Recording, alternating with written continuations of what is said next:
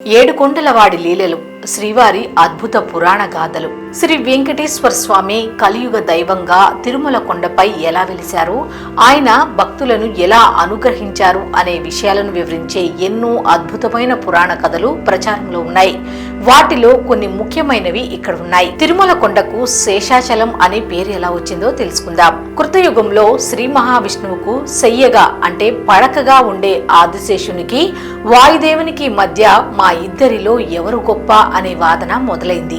ఈ వాదనను పరిష్కరించడానికి నారద మహర్షి ఒక పరీక్ష పెట్టాడు. మేరు పర్వతం యొక్క శిఖరాలలో ఒకటైన ఆనంద శిఖరాన్ని ఆదిశేషుడు గట్టిగా చుట్టుకోవాలని వాయుదేవుడు తన బలంతో ఆ శిఖరాన్ని కదిలించాలని చెప్పాడు. ఆదిశేషుడు ఆనంద శిఖరాన్ని గట్టిగా పట్టుకున్నాడు. వాయుదేవుడు తన పూర్తి శక్తితో ప్రచండమైన గాలిని సృష్టించాడు. ఆ గాలి తాకిడికి ముల్లోకాలు అల్లకల్లోలమయ్యాయి. దేవతల ప్రార్థన మేరకు ఆదిశేషుడు తన పట్టును కొద్దిగా సడలించాడు. అదే అదునుగా వాయుదేవుడు ఆ ఆనంద శిఖరాన్ని పెకిలించి స్వర్ణముఖి నది ఒడ్డున పడేశాడు.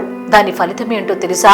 ఆదిశేషుడు ఓడిపోయానని బాధపడుతుండగా బ్రహ్మదేవుడు ప్రత్యక్షమై, ఆదిశేష చింతించకు, భవిష్యత్తులో సాక్షాత్తు శ్రీ మహావిష్ణువే ఈ శిఖరంపై శ్రీనివాసునిగా వెలుస్తాడు.